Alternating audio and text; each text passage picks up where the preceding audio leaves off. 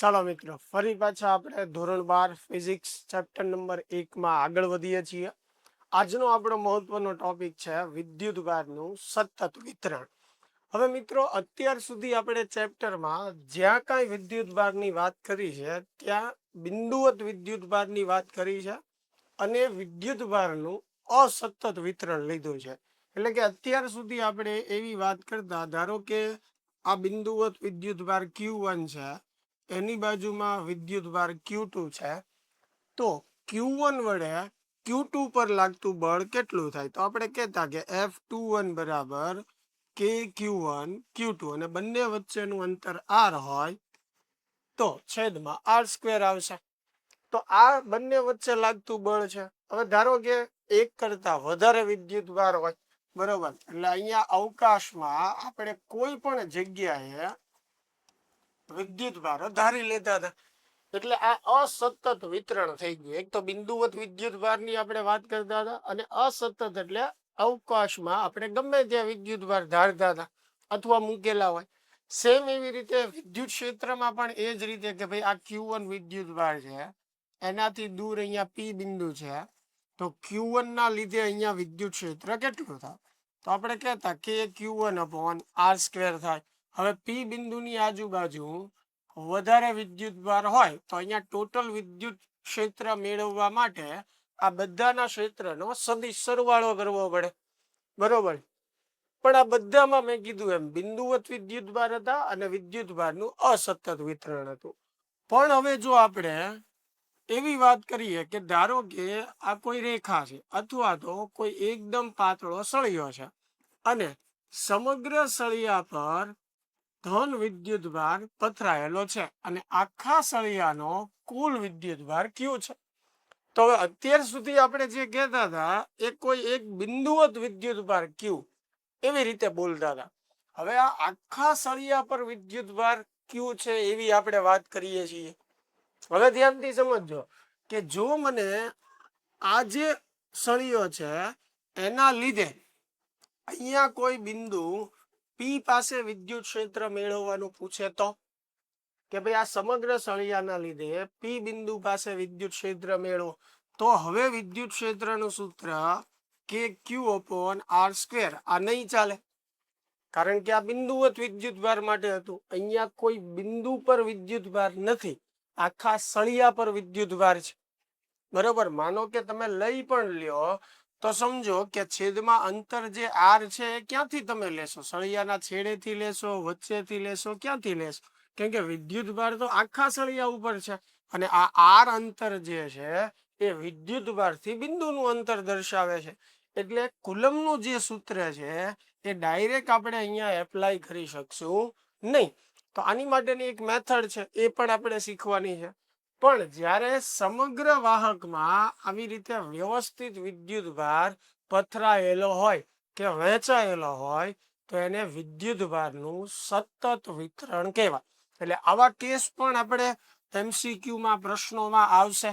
તો હવે આપણે એ જ સમજવાનું છે વિદ્યુતભારનું સતત વિતરણ અને એના લીધે વિદ્યુત ક્ષેત્ર કેમ મળે, વિદ્યુત બળ કેમ મળે, એ આપણે શીખવાનું છે.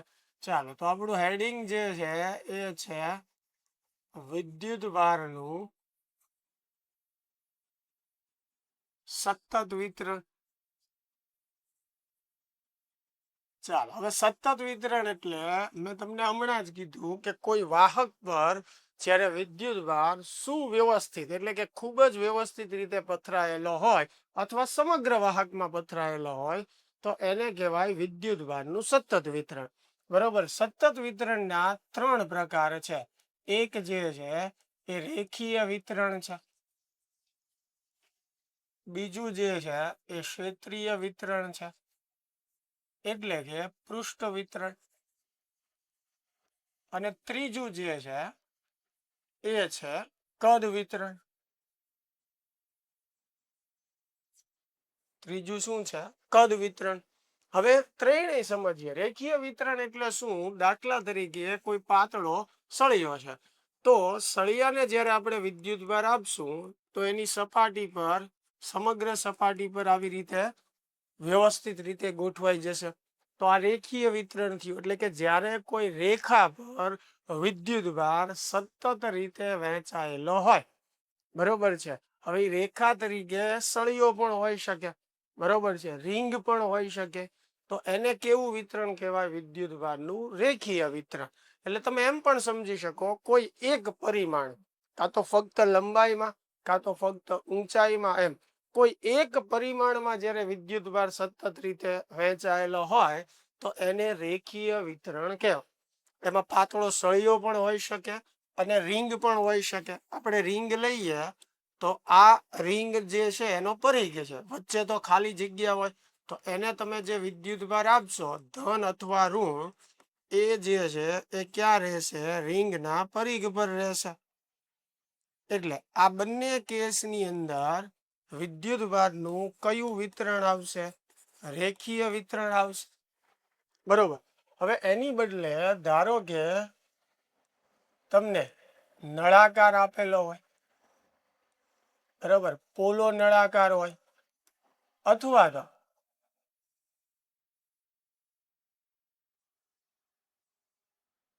સુવાહક નળાકાર હોય પણ નક્કર હોય, નક્કર સુવાહક હોય. એટલે ખાસ તમે ધ્યાન રાખજો કે પોલો નળાકાર હોય કે નક્કર સુવાહક નળાકાર હોય, એમાં વિદ્યુતભાર જે છે એ ક્યાં રહેવાનો છે? એની સરફેસ પર જ રહેવાનો છે, બરોબર, અંદરની તરફ રહેવાનો નથી. એટલે આમાં પણ કયું વિતરણ આવશે? પૃષ્ઠ વિતરણ આવશે. જ્યારે સરફેસ ઉપર વિદ્યુતભારનું વિતરણ થતું હોય તો એ પૃષ્ઠ વિતરણ કહેવાય. ક્ષેત્રીય વિતરણ કહી શકો તમે એને, બરોબર. એટલે પોલો ગોળો તમે લેશો, પોલો ગોળો અથવા નક્કર સુવાહક ગોળો, તો આમાં પણ કયું વિતરણ આવશે? પૃષ્ઠ વિતરણ આવશે. કોઈ પણ આકારનો તમે સુવાહક લેશો, ખાસ ધ્યાન રાખજો, કોઈ પણ આકારનો તમે સુવાહક લેશો અને નક્કર હોય કે પોલો હોય, બરોબર છે, હંમેશા વિદ્યુતભાર એની સરફેસ પર રહેશે. એટલે બધા કેસમાં એમાં પૃષ્ઠ વિતરણ જ આવશે. જેમ કે મેં અહીંયા નળાકાર અને ગોળાનું ઉદાહરણ તમને આપ્યું છે, બરોબર. એટલે જ્યારે કોઈ પૃષ્ઠ પર વિદ્યુતભારનું વિતરણ થયેલું હોય, અથવા તમે એમ પણ સમજી શકો કે જેમાં બે પરિમાણ આવતા હોય, લંબાઈ અને પહોળાઈ, એટલે કે દ્વિપરિમાણ તમે વ્યાખ્યાયિત કરી શકતા હોય, તો એવા કેસમાં એને પૃષ્ઠ વિતરણ આપણે કહી શકાય. એક પરિમાણ માટે રેખીય વિતરણ, દ્વિપરિમાણ માટે પૃષ્ઠ વિતરણ. સેમ એવી રીતે 3 પરિમાણમાં વિદ્યુતભાર વહેંચાયેલો હોય, એટલે કે લંબાઈ, પહોળાઈ અને ઊંચાઈ, 3 ડાયમેન્શનમાં વિદ્યુતભાર વહેંચાયેલો હોય વાહકમાં, તો એને કદ વિતરણ કહેવાય, બરોબર. તો આ રેખીય વિતરણની વાત થઈ પાતળા સળિયા માટે અને રિંગ માટે. પછી કોઈ પણ નક્કર સુવાહક તમે લ્યો છો અથવા પોલો લ્યો છો, તો આ બધા કેસમાં પૃષ્ઠ વિતરણ આવશે. અને ત્રીજું આપણો કેસ જે છે એ છે કદ વિતરણ. તો કદ વિતરણ ક્યારે ક્યારે થઈ શકે? તો કે એક તો નક્કર અવાહક નળાકાર હોય. કારણ કે અવાહક નળાકાર હોય તો અવાહકને તમે જ્યાં વિદ્યુતભાર આપો ત્યાં જ રહેશે. સુવાહકમાં શું થશે?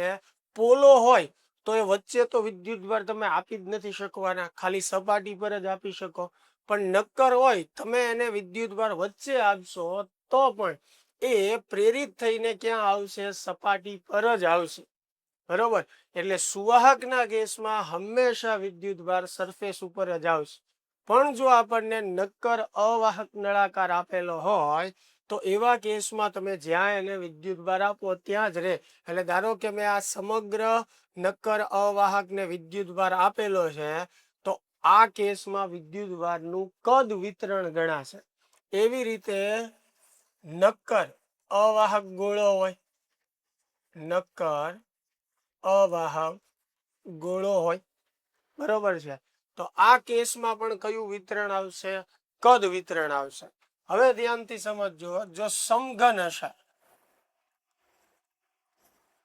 બરોબર, સમઘન હશે તો પણ આમાં કયું વિતરણ આવશે?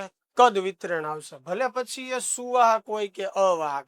કારણ કે કદ વિતરણ ની આપણે વાત કરીએ છીએ ત્યારે મેં તમને કીધું કે 3 પરિમાણ. હવે માનો કે આની સરફેસ ઉપર જ વિદ્યુત ભાર છે, ધારો કે ખાલી ઉપરની સપાટી પર, તો પણ વિદ્યુત ભાર તમે જુઓ, આ આગળની સપાટી છે એના પણ પર રહેશે. અહીંયા જુઓ,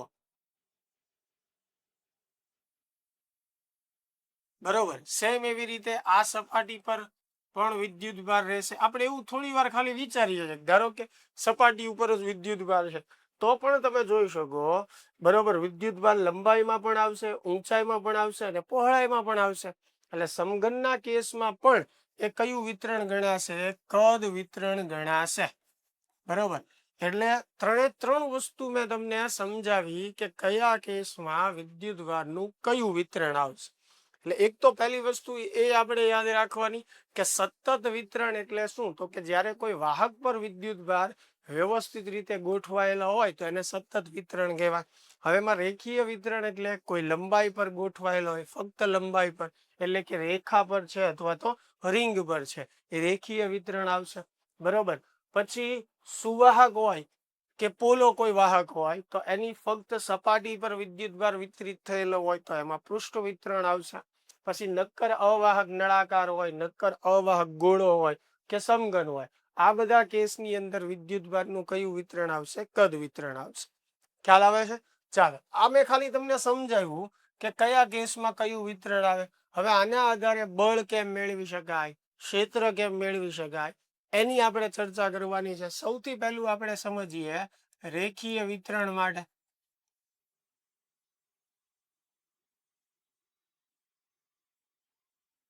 કે ભાઈ રેખીય વિતરણના કેસમાં આપણે બળ મેળવવું હોય અથવા તો ક્ષેત્ર મેળવવું હોય તો કઈ રીતે મેળવી શકાય? એટલે ધારો કે અહીંયા કોઈ રેખા છે અને આ સમગ્ર રેખા પર ધન વિદ્યુત ભાર જે છે એ પથરાયેલો છે, એટલે આ રેખીય વિતરણ થઈ ગયું. બરોબર, સમગ્ર રેખાનો કુલ વિદ્યુત ભાર જે છે એ Q છે અને સમગ્ર રેખાની લંબાઈ જે છે L છે. બરોબર, એટલે અહીંયા કોઈ યાદેચ્છિક આકારની આપણે રેખા લઈએ છીએ જેના પર ટોટલ વિદ્યુત ભાર Q છે અને રેખાની ટોટલ લંબાઈ જે છે L છે. હવે સમજો આ રેખાના લીધે અહીંયા કોઈ Q1 વિદ્યુત ભાર આવેલો છે, બરોબર છે, અથવા સ્મોલ ક્યુ વિદ્યુત ભાર ચાલો આપણે કહી દઈએ, બરોબર છે, Q1 જ કહીએ એટલે આગળ જતા નામમાં કોઈ કન્ફ્યુઝન ન રહે. તો ધ્યાનથી સમજજો કે આ રેખાના લીધે મારે અહીંયા Q1 પર લાગતું બળ જે છે એ મેળવવું છે. તો હવે સીધું આપણે બિંદુવત વિદ્યુત ભારનું સૂત્ર વાપરી શકશું નહીં, જે મેં તમને અગાઉ જ કીધું, કારણ કે વિદ્યુત ભાર આખી રેખા પર પથરાયેલો છે એટલે અહીંયા ડાયરેક્ટ આપણે કુલમનો નિયમ સીધો લાગુ પાડી શકશું નહીં. પણ એ લાગુ પાડવા માટે એક સૈદ્ધાંતિક રીતનો આપણે ઉપયોગ કરીશું. તો સૌથી પહેલા આપણે શું કરીએ કે આ જે રેખા છે એની ઉપર એક સૂક્ષ્મ ખંડ ધારી લઈએ. આ રેખા પર એક સૂક્ષ્મ ખંડ ધારી લઈએ આપણે, અને એ સૂક્ષ્મ ખંડ જે છે એની લંબાઈ આપણે dl કહી દઈએ. શું કર્યું આપણે? આ રેખા પર dl લંબાઈનો સૂક્ષ્મ ખંડ થાય. બરોબર છે, અહીંયા આપણી સરળતા માટે એક સંદર્ભ બિંદુ લઈ લઈએ O. સંદર્ભ બિંદુથી આનું અંતર જે છે એ r છે એટલે એનો સ્થાન સદિશ r કહી દઈએ. બરોબર છે, સંદર્ભ બિંદુથી આ Q1 વિદ્યુત ભાર જે છે એનું અંતર કેપિટલ R કહી દઈએ આપણે. એટલે આ બે વચ્ચેનું જે અંતર એટલે કે એનો જે સ્થાનાંતર સદિશ છે ડેલ્ટા R, બરોબર, અથવા R પ્રાઇમ કયો તો R પ્રાઇમ કેટલો થશે? R માઇનસ કેપિટલ R જેટલો થશે. એટલે કે dl થી Q1 સુધીનું અંતર સદિશ સ્વરૂપે એને શું કહેવાય? સ્થાનાંતર સદિશ કહેવાય. જે આ સદિશમાંથી આ બાદ કરો ત્યારે મળે. બરોબર છે, સરળ ભાષામાં dl થી Q1 સુધીનું જે અંતર છે એ કેટલું છે? R પ્રાઇમ છે. બરાબર છે, મૂલ્યમાં. તો સૌ પ્રથમ આપણે અહીંયા dl લંબાઈનો સૂક્ષ્મ ખંડ ધાર્યો, મારે એના લીધે અહીંયા લાગતું બળ જે છે એ મેળવવું છે. હવે નાનો એવો ખંડ છે તો એના પરનો વિદ્યુત ભાર નાનો એવો હશે. તો સૌથી પહેલા તો મારે આ dl લંબાઈનો જે સૂક્ષ્મ ખંડ છે એનો વિદ્યુત ભાર બતાવવો પડશે. હવે બતાવવા માટે આપણે શું કરીએ તો કે આખી રેખા જે છે એનો વિદ્યુતભાર કેટલો છે ક્યુ અને એની લંબાઈ કેટલી છે એલ. તો આપણે આમ ત્રિરાશિ મૂકીએ કે ભાઈ ક્યુ વિદ્યુતભાર એલ લંબાઈમાં ક્યુ વિદ્યુતભાર હોય તો ડીએલ લંબાઈમાં કેટલો વિદ્યુતભાર હોય. આમ ત્રિરાશિ મૂકી શકીએ કે એલ લંબાઈમાં ક્યુ વિદ્યુતભાર તો ડીએલ લંબાઈમાં કેટલો વિદ્યુતભાર હોય. તો ડીએલ જે છે એ ઉપર જશે, એલ નીચે આવશે, એને ગુણ્યા ક્યુ. થોડુંક આને ગોઠવીને લખીએ તો ક્યુ ના છેદમાં એલ ઇન્ટુ ડીએલ. તો આ આપણને ડીએલ લંબાઈમાં વિદ્યુતભાર મળે. હવે ધારો કે તમે લંબાઈ ડીવાય ધારી હોત તો ત્રિરાશિ આમ આવે કે ભાઈ એલ લંબાઈમાં ક્યુ તો ડીવાયમાં કેટલો, એટલે અહીંયા ડીવાય થઈ જાય. તો આ સૂત્ર આમ બને ક્યુ ના છેદમાં એલ ઇન્ટુ ડીવાય. ધારો કે મેં લંબાઈ એક્સ ધારી હોત તો ત્રિરાશિ આમ આવે કે એલ લંબાઈમાં ક્યુ તો એક્સ માં કેટલો, તો અહીંયા એક્સ આવે તો સૂત્ર આવી રીતે બને ક્યુ ના છેદમાં એલ ઇન્ટુ એક્સ. સમજાય છે વાત? તો સમજો તમે લંબાઈ કોઈ પણ ધારો છો, ડીએલ ધારો, ડીવાય ધારો કે એક્સ ધારો, આ પદ તો ગુણાકારમાં આવે જ છે. જો ક્યુ ના છેદમાં એલ જે છે એ ગુણાકારમાં આવે જ છે. એટલે એનો અર્થ એવો થયો કે મારે કોઈ પણ લંબાઈનો વિદ્યુતભાર જોતો હોય, ડીએલ લંબાઈનો જોતો હોય તો મારે શું કરવાનું છે, ક્યુ ના છેદમાં એલ ગુણ્યા ડીએલ કરવાનું છે. મારે ડી ઝેડ લંબાઈનો વિદ્યુતભાર જોતો હોય તો ક્યુ ના છેદમાં એલ ગુણ્યા શું કરવાનું છે, ડી ઝેડ. તો દરેક વખતે આ જ પ્રોસીજર થશે કે તમારે જે લંબાઈનો વિદ્યુતભાર જોતો છે એ લંબાઈ ગુણ્યા તમારે શું કરવાનો છે, ક્યુ બાય એલ. તો આ ક્યુ બાય એલ ને એક આપણે સરળ નામ આપી દઈએ અને એક નવી રાશિ તરીકે વ્યાખ્યાયિત કરીએ. તો ધ્યાનથી તમે જુઓ, ક્યુ ના છેદમાં એલ. હવે ક્યુ એટલે રેખાનો કુલ વિદ્યુતભાર છે, કેપિટલ ક્યુ, અને એલ એટલે રેખાની કુલ લંબાઈ છે. તો અહીંયા વિદ્યુતભારને આપણે લંબાઈ વડે ભાંગ્યો છે, બરોબર છે. તો વિદ્યુતભારને લંબાઈ વડે ભાંગીએ તો એને શું કહેવાય, એકમ લંબાઈ દીઠ વિદ્યુતભાર કહેવાય. આને શું કહેવાય, એકમ લંબાઈ દીઠ વિદ્યુતભાર. શું કહેવાય એને, એકમ લંબાઈ દીઠ વિદ્યુતભાર, જેને આપણે નામ આપી દઈએ વિદ્યુતભારની રેખીય ઘનતા. શું નામ આપી દઈએ એને, વિદ્યુતભારની રેખીય ઘનતા. અને વિદ્યુતભારની રેખીય ઘનતા એટલે એકમ લંબાઈ દીઠ વિદ્યુતભાર, અને એને દર્શાવાય લેમ્બડા સંજ્ઞા વડે. આ એની સંજ્ઞા થઈ ગઈ.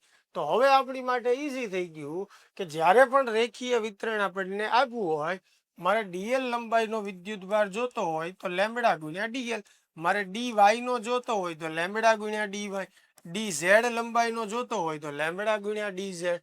અને લેમ્બડા કેમ મળે છે, તો કે કુલ વિદ્યુતભારને કુલ લંબાઈ વડે ભાંગી નાખવાનું. ચાલો, આટલી વાત ક્લિયર થઈ છે. તો હવે એ આપણે અહીંયા સમજાવી દઈએ થિયરીમાં.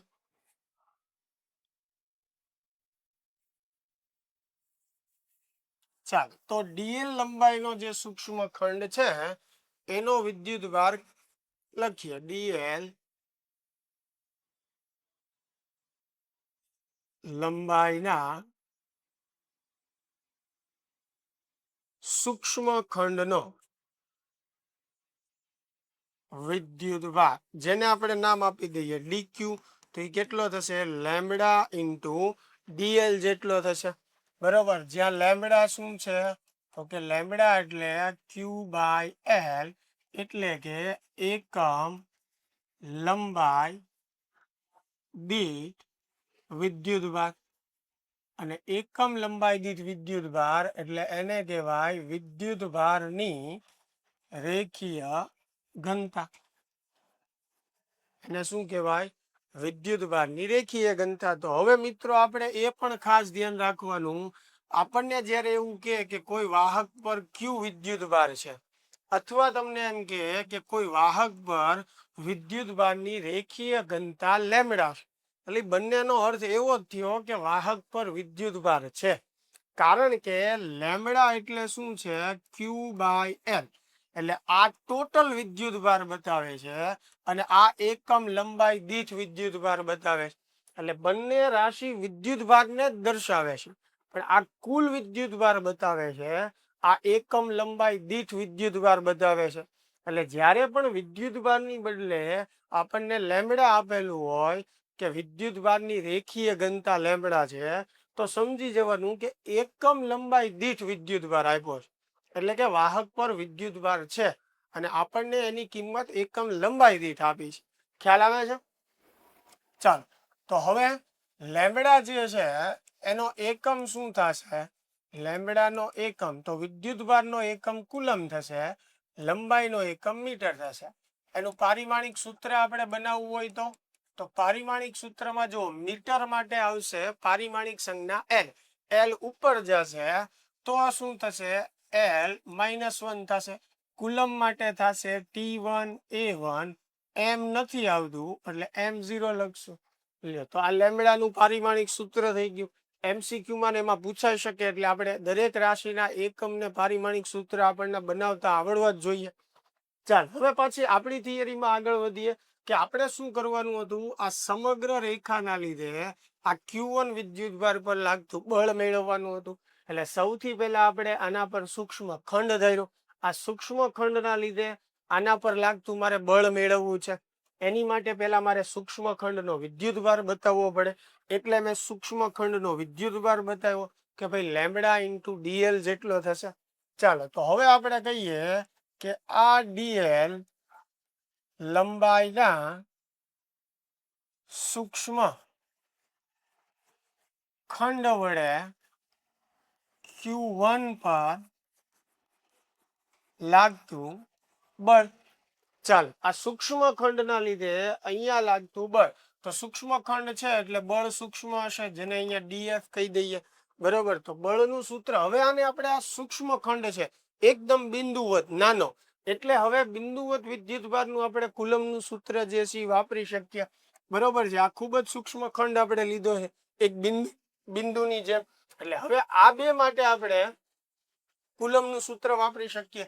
તો બળનું સૂત્ર થાય કે બંને વિદ્યુત ભારનો ગુણાકાર, એટલે આનો વિદ્યુત ભાર Q1, આનો વિદ્યુત ભાર જે છે DQ, બંનેનો ગુણાકાર છેદમાં બંને વચ્ચેનું જે અંતર, એટલે આ અંતર કેટલું થશે? R' થશે, એટલે R' નો વર્ગ.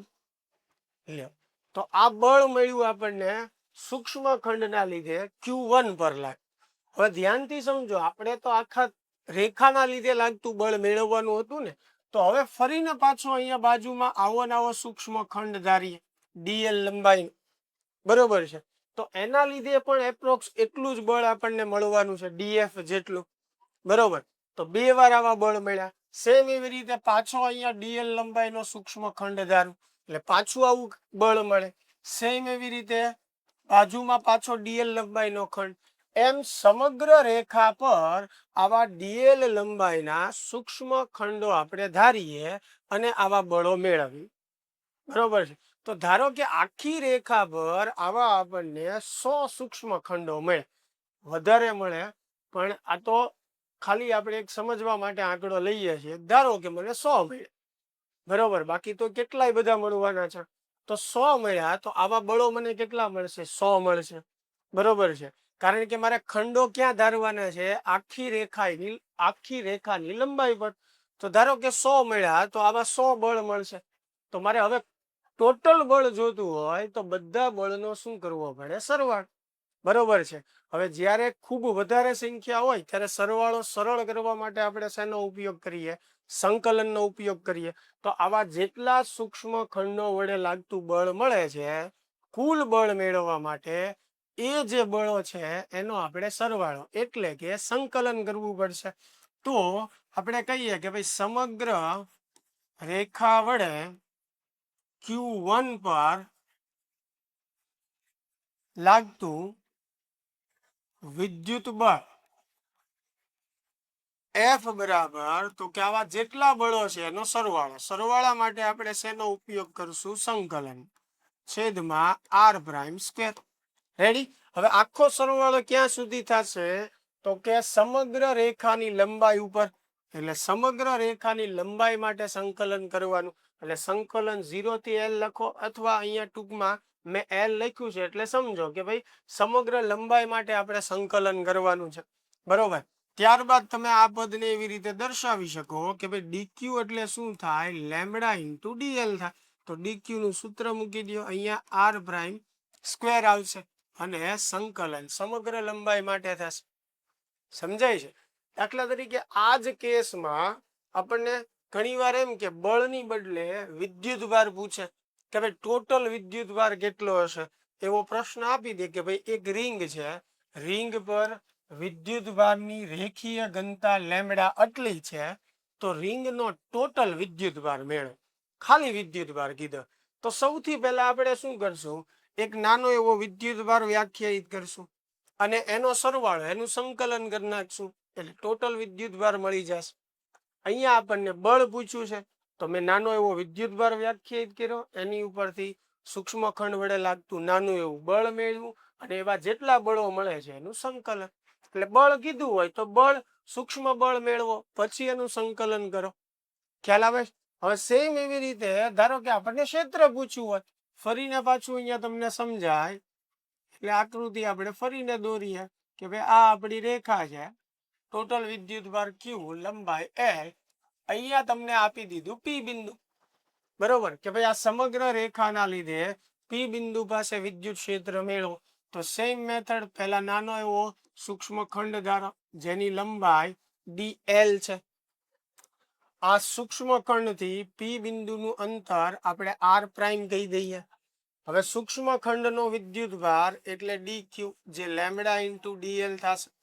હવે મને પૂછ્યું છે કે આ આખી રેખાના લીધે P બિંદુ પાસે વિદ્યુત ક્ષેત્ર મેળવો. તો હવે હું વિદ્યુત ક્ષેત્રના સૂત્રનો ઉપયોગ કરીશ કે ભાઈ આ સૂક્ષ્મ ખંડના લીધે P બિંદુ પાસે વિદ્યુત ક્ષેત્ર, જેને આપણે કહીએ DE, વિદ્યુત ક્ષેત્રનું સૂત્ર થાય KQ. એટલે વિદ્યુત ભાર લેવાનો, આનો વિદ્યુત ભાર DQ છે, છેદમાં આ સૂક્ષ્મ ખંડથી P બિંદુ સુધીનું અંતર એટલે r પ્રાઇમ નો સ્ક્વેર. બરોબર. તો આ સૂક્ષ્મ ખંડના લીધે આપણને P બિંદુ પાસે જે છે ક્ષેત્ર મળે. ખ્યાલ આવે છે? હવે સેમ એવી રીતે તમે અહીંયા બાજુમાં સૂક્ષ્મ ખંડ ધારો, પાછું આવું ક્ષેત્ર મળે, એની બાજુમાં ધારો, પાછું આવું ક્ષેત્ર મળે. એમ સમગ્ર રેખા પર આવા નાના નાના ખંડ ધારો એટલે આવા ઘણા બધા તમને વિદ્યુત ક્ષેત્રો મળે. હવે કુલ વિદ્યુત ક્ષેત્ર તમારે જોઈતું હોય, કુલ વિદ્યુત ક્ષેત્ર, તો આવા જે કાંઈ તમને વિદ્યુત ક્ષેત્રો મળે છે એનો તમારે શું કરવો પડે? સરવાળો, એટલે કે એનું સંકલન કરવું પડે અને સમગ્ર લંબાઈ પર સંકલન કરવું પડે. બરોબર. ચાલો હવે dq ની કિંમત મૂકી શકો તમે. dq ની જગ્યાએ શું લખી શકાય? લેમ્બડા ઇન્ટુ dl, છેદમાં આવશે r પ્રાઇમ સ્ક્વેર. સમગ્ર લંબાઈ માટે સંકલન. તો આ વિદ્યુત ક્ષેત્ર થઈ ગયું. એટલે એક સરળ વાત છે સતત વિતરણમાં ને એમાં. દાખલા તરીકે સૌ પ્રથમ તમારે સૂક્ષ્મ ખંડ તો ધારવાનો જ છે. સમજો, જ્યારે પણ તમને સતત વિતરણના કેસ આપેલા હોય, પછી એ રેખીય વિતરણ હોય, પૃષ્ઠ વિતરણ હોય કે કદ વિતરણ હોય, તમારે સૂક્ષ્મ ખંડ તો ધારવો જ પડશે. બરોબર. એટલે પહેલું સ્ટેપ આપણું થઈ જશે સૂક્ષ્મ ખંડ ધારવાનું. પછી બીજું સ્ટેપ જે છે એ આપણું થશે સૂક્ષ્મ ખંડનો વિદ્યુત ભાર મેળવવો. એટલે બીજું સ્ટેપ આપણું શું થયું? સૂક્ષ્મ ખંડનો વિદ્યુત ભાર DQ મેળવો. હવે માની લ્યો કે તમને પ્રશ્નમાં એમ કીધું છે કે કુલ વિદ્યુત ભાર મેળવો.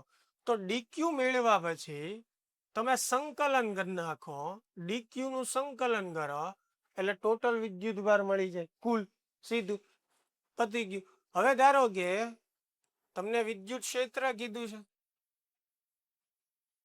બરોબર, તો પેલા DE મેળવવું પડશે. એટલે એક સ્ટેપ વધશે, સૂક્ષ્મ વિદ્યુત ભાર મેળવો, પછી પાછો જે છે એ આપણે સૂક્ષ્મ ખંડના લીધે વિદ્યુત ક્ષેત્ર મેળવું, એનું આપણે સંકલન કરીએ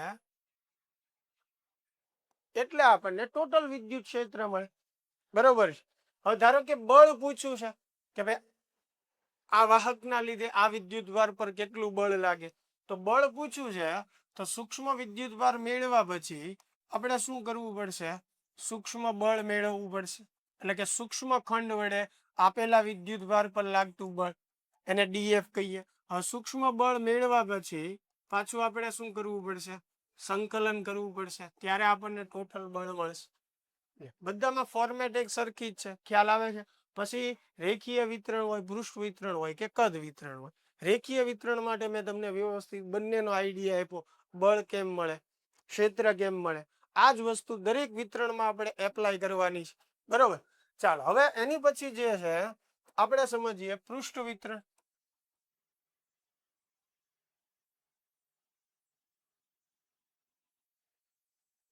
ચાલે તો પૃષ્ઠ વિતરણમાં આપણે એક સમતલ લઈએ, બરોબર. અને આ સમતલ જે છે એમાં સમગ્ર રીતે વિદ્યુત ભાર વહેંચાયેલો છે. એટલે જો આમાં વિદ્યુત ભાર લંબાઈમાં પણ છે અને ઊંચાઈમાં પણ છે. એટલે બે પરિમાણમાં જ્યારે વિદ્યુત ભાર વહેંચાયેલો હોય તો એને પૃષ્ઠ વિતરણ કહેવાય.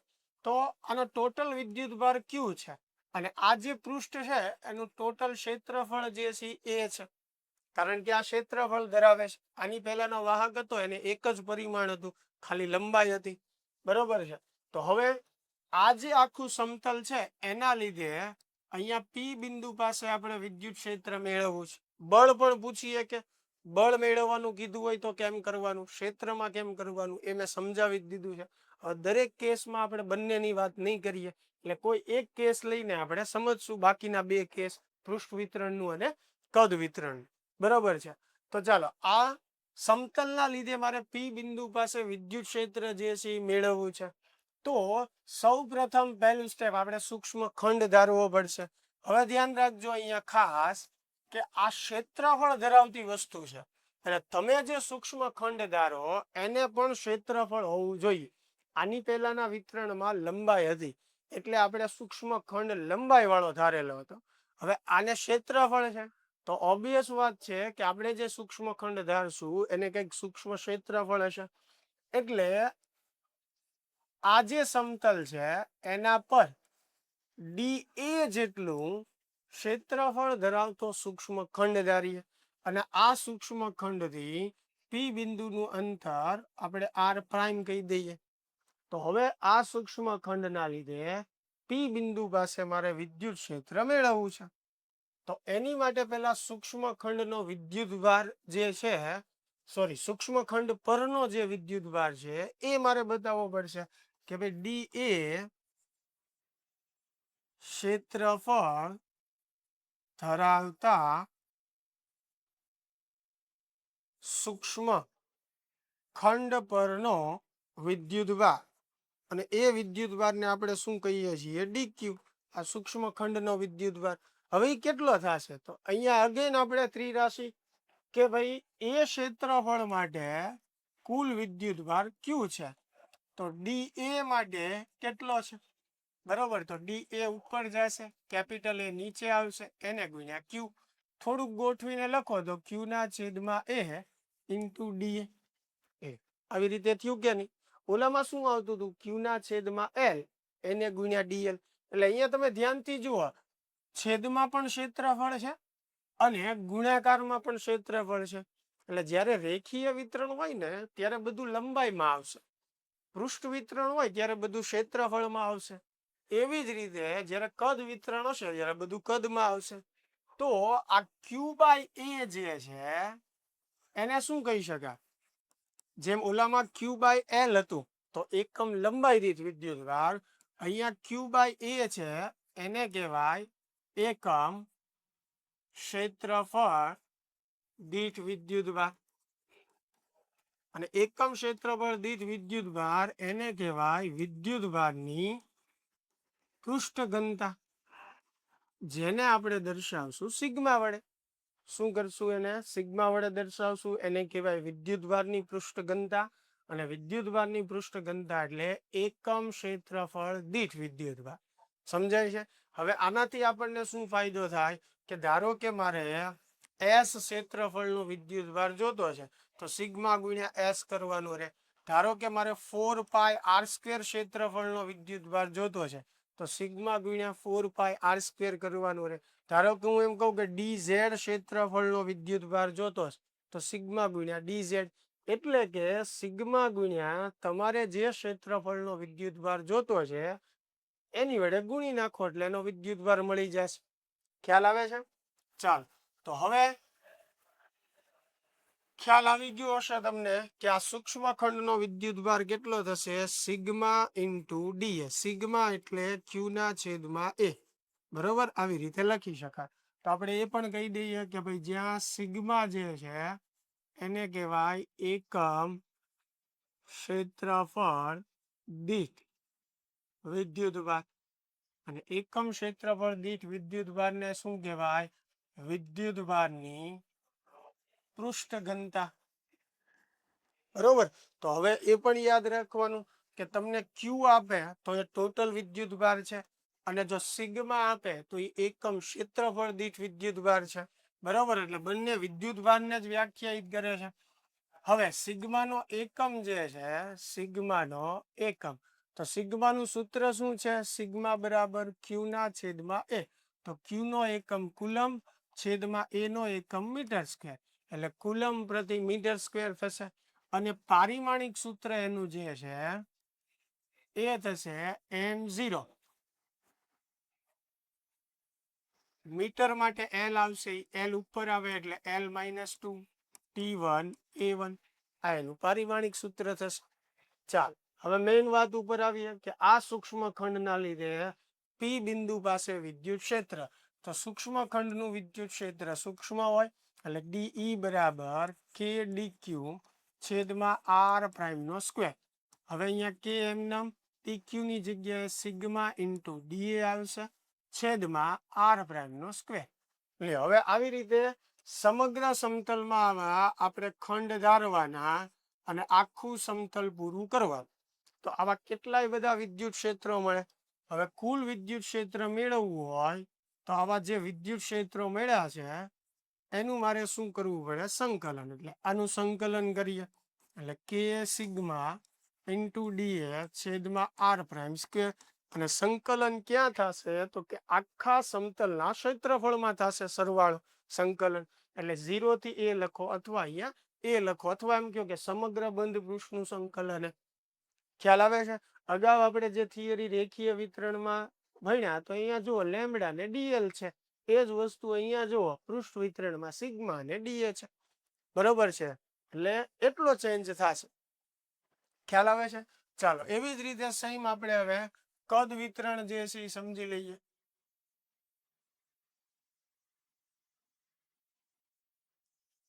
તો કદ વિતરણ માટે આપણે એક સમઘન ધ્યાનમાં લઈએ. ધારો કે આ સમગ્ર સમઘનમાં વિદ્યુતભાર છે, એટલે આ કદ વિતરણ થઈ ગયું. અને આ સમઘનના લીધે P બિંદુ પાસે મારે વિદ્યુત ક્ષેત્ર મેળવવું છે. બરોબર છે, તો શું કરશું આપણે? તો કે આમાં જે સૂક્ષ્મ ખંડ ધારીએ એ એવો ધારવો પડે કે જેને કદ હોય. એટલે સમજો એક નાનો એવો સમઘન જ આપણે ધારવો પડશે. એટલે સૂક્ષ્મ ખંડ તરીકે એક નાનો એવો સમઘન ધારીએ કે જેનું કદ જે છે dv છે. આખો જે સમઘન છે એનો વિદ્યુતભાર q અને એનું કદ કેટલું છે? v છે. તો આ સૂક્ષ્મ ખંડથી P બિંદુનું અંતર આપણે r પ્રાઇમ કહી દઈએ. તો સૌ પ્રથમ આ સૂક્ષ્મ ખંડનો વિદ્યુતભાર જેને કહેશું આપણે dq. તો હવે તમને આઈડિયા આવી ગયો હશે કે ત્રિરાશિ કેમ આપણે મૂકશું? તો કે v કદમાં q વિદ્યુતભાર હોય તો dv કદમાં કેટલો વિદ્યુતભાર હોય? dv ઉપર જશે, v નીચે આવશે, એને ગુણ્યા q. થોડીક ગોઠવીને લખીએ તો q ના છેદમાં v ઇન્ટુ dv. તો ધ્યાનથી જુઓ અહીંયા કયું પદ કોમન આવશે? q ના છેદમાં v. બરોબર, dv તો સૂક્ષ્મ ખંડનું કદ છે. એટલે જુઓ જ્યારે રેખીય વિતરણ હતું તો અહીંયા લંબાઈ હતી, પૃષ્ઠ વિતરણમાં હમણાં જ જોયું અહીંયા ક્ષેત્રફળ હતું, તો કદ વિતરણમાં અહીંયા કદ છે. તો અહીંયા એકમ કદ દીઠ વિદ્યુતભાર છે, જેને વિદ્યુતભારની કદ ઘનતા કહેવાય. બરોબર, તો આ q ના છેદમાં જે v છે એને આપણે નામ આપી દઈશું ρ. એટલે આ સૂક્ષ્મ ખંડનો જે વિદ્યુતભાર છે એ થશે ρ ઇન્ટુ dv. ρ એટલે q ના છેદમાં v થશે. તો જ્યાં ρ જે છે એને શું કહેવાય?